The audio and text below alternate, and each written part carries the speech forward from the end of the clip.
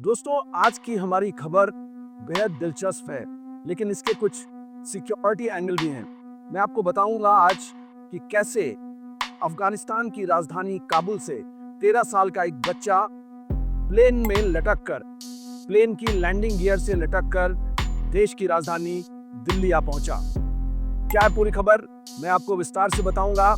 मेरा नाम नीतीश है, तो चलिए चलते हैं इस खबर की ओर। दोस्तों, अफगानिस्तान की राजधानी काबुल से एक दो दिनों पहले एक 13 साल का बच्चा कैम एयरलाइंस की फ्लाइट, जो अफगानिस्तान की एयरलाइंस है, उसकी फ्लाइट के लैंडिंग गियर से, जो पिछला व्हील होता है प्लेन का, उसमें बैठकर एक 13 साल का बच्चा अफगानिस्तान के एयरपोर्ट से, जो हमीद करज़ई एयरपोर्ट है काबुल में, वहाँ पर उसने बोर्ड किया। रियर व्हील में जो प्लेन का पिछला हिस्सा होता है, पिछला जो पहिया होता है, उसमें वो बैठा और उसके बाद वो सीधे 94 मिनट की फ्लाइट में बैठकर वो सीधे देश की राजधानी भारत में, यानी देश की राजधानी दिल्ली में आ पहुंचा। कैसे हुआ ये सब संभव? क्या ये अफगान अथॉरिटीज की तरफ से, जो हमीद करज़ई एयरपोर्ट जो काबुल का है, वो तालिबान की सिक्योरिटी के अंदर में है। कहा जाता है कि तालिबान की सिक्योरिटी के अंदर एक परिंदा भी पर नहीं मार सकता है, क्योंकि आपको याद होगा 2021 में जैसे ही तालिबान अफगानिस्तान की सत्ता पर काबिज हुए थे, उसी वक्त एयरपोर्ट के आसपास के इलाकों में ISIS ने, जो इस्लामिक स्टेट है, उसने बम धमाका किया था। उसके बाद से कहते हैं कि बहुत टाइट सिक्योरिटी है और बिल्कुल तालिबान की नज़र के बगैर, तालिबान की इजाज़त के बगैर कोई भी आदमी या परिंदा भी वो एयरपोर्ट के अंदर नहीं जा सकता है। तो आखिर ये 13 साल का बच्चा कैसे एक प्लेन की लैंडिंग गियर में, रियर व्हील में बैठकर वो 94 मिनट का सफ़र तय करके वो भारत आ पहुंचा? दोस्तों, काबुल के हमीद करज़ई एयरपोर्ट से कैम एयरलाइंस की एक फ़्लाइट सुबह 8:46 पर चलती है और दिल्ली पहुंचती है इंदिरा गांधी इंटरनेशनल एयरपोर्ट पर सुबह 10:20 पर।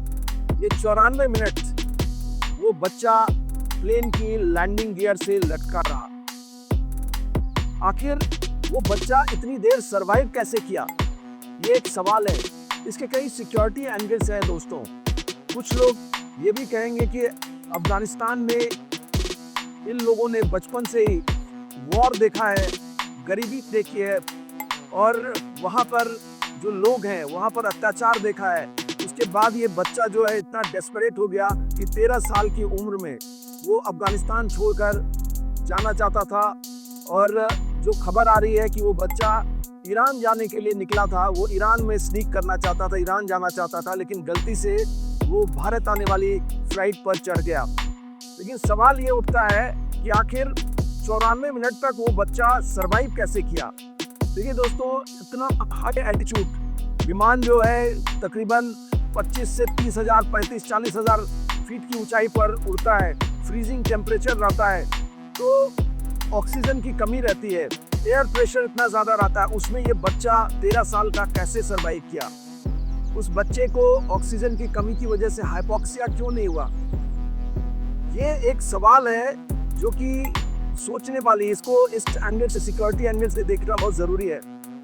इसको हम लोग इस एंगल से भी देख सकते हैं कि पास्ट में अफगानिस्तान में जो आतंकी संगठन है, जैसे मोहम्मद हुआ, ISIS हुआ, या फिर लश्कर तैयबा हुआ, अल-कायदा हुआ, ये छोटे बच्चों को ह्यूमन बॉम्ब के तौर पर इस्तेमाल करते रहे हैं। वो वेपनाइज करते हैं छोटे बच्चों को, जिससे कि इन बच्चों पर शक ना हो, पब्लिक प्लेस पे ले जाके इन बच्चों को प्लांट कर दें और फिर ये बच्चे सुसाइड बॉम्बर के तौर पर वहाँ धमाका करें। और ऐसा लगता है कि जब तक ये बच्चा, ये मेरा परसेप्शन है, मैं सवाल उठा रहा हूँ, मैं ये नहीं कर रहा कि ये बच्चा किसी टेररिस्ट ऑर्गेनाइजेशन ने उसको ट्रेन किया हुआ था या किसी हैंडलर के द्वारा वो हैंडल किया जा रहा था। उन्होंने इस बच्चे को प्लान अगर किया होगा, तो वो ये देखना चाहते होंगे कि ये सिक्योरिटी, एविएशन सिक्योरिटी कितनी है। क्या भविष्य में अगर वो इस तरह की कोई प्लानिंग करते हैं तो उसको बच्चों के जरिए एग्जीक्यूट कराया जा सकता है कि नहीं? एविएशन सिक्योरिटी का की तह तलाशने की कोशिश कर रहे होंगे।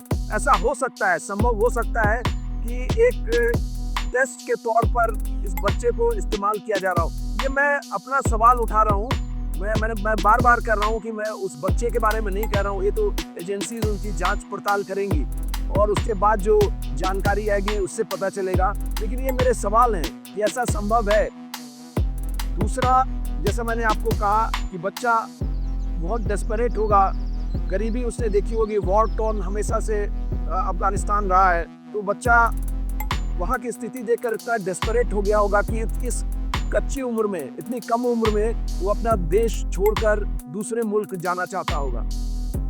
तो दोस्तों, ये वो सारे सवाल हैं जो कि मेरे मन में थे, इसी वजह से मैंने ये खबर उठाई।